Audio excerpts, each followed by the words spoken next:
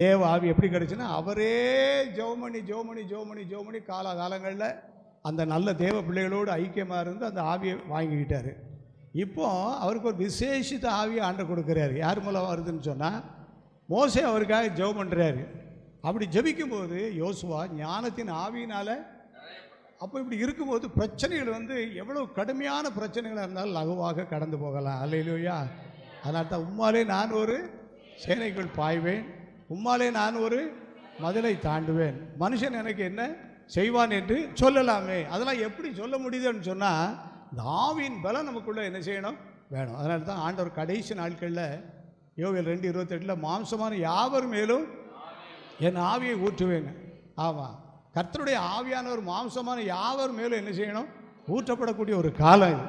நம்ம அதுக்காக ஜெபம் பண்ணணும். ஆண்டவரே, எங்கள் குடும்பத்தில் பரிசுத்த ஆவியை ஊற்றுவோம் ஆண்டவரே, எங்கள் மேலே பரிசுத்த ஆவியை ஊற்றுங்க ஆண்டவரே, என்னுடைய பிள்ளைகள் மேலே பரிசுத்த ஆவியை ஊற்றுங்க ஆண்டவரே. பரிசுத்த ஆவி வந்துருச்சுன்னா அப்புறமா வழி நடத்தல் தெளிவாக கிடச்சிக்கிட்டே இருக்கும். நம்ம கடைசியில் போய் பரிசுத்த ஆவிக்காக ஜெபிக்கக்கூடாது. எதுக்காக முதலாவதே ஜெபிக்கணும், பரிசுத்த ஆவிக்காக முதலாவதே ஜெபிக்கணும். ஆண்டவரே, எங்களை வழி நடத்தும், எப்படி ஜெபிக்கன்னு சொல்லி எங்களுக்கு சொல்லித்தாரும், எப்படி நடந்து கொள்ளணும்னு சொல்லி எங்களுக்கு சொல்லித்தாருன்னு சொல்லி அந்த பரிசுத்த ஆவிக்காக நம்ம ஜெபிக்கும்போது, யாக்கோபுல வாசிக்கிற 3வது அதிகாரம் அந்த ஆவி எப்படிப்பட்டதான் பாருங்க. யாக்கோபு 3வது அதிகாரத்தில் 17வது வசனம். யாக்கோபு 3:17,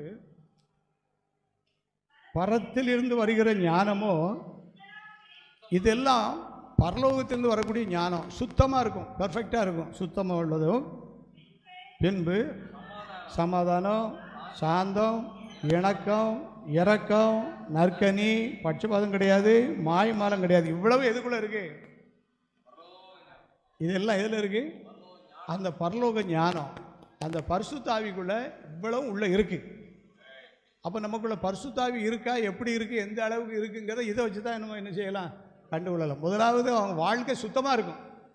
ரெண்டாவது அவங்க எப்படி இருப்பாங்களா, சமாதானமாக இருப்பாங்க, சாந்தமாக இருப்பாங்க, எல்லாரோடு இணங்கி போவாங்க, இறக்க குணம் இருக்கும், நற்கனி இருக்கும், பட்சபாதம் கிடையாது, மாயமாலங்கள் எதுவுமே கிடையாது. அவ்வளவு சுத்தமாக கிளியர் பண்ணி விட்டுறோம். எல்லோரும் கைகளை தட்டி உயர்த்தி, இந்த அபிஷேகம் நமக்கு வேணும். இந்த அபிஷேகம் நமக்கு வரும்போது கர்த்தர் நம்மை மேன்மைப்படுத்துவார், குடும்பத்தில் நம்மளை மேன்மைப்படுத்துவார்.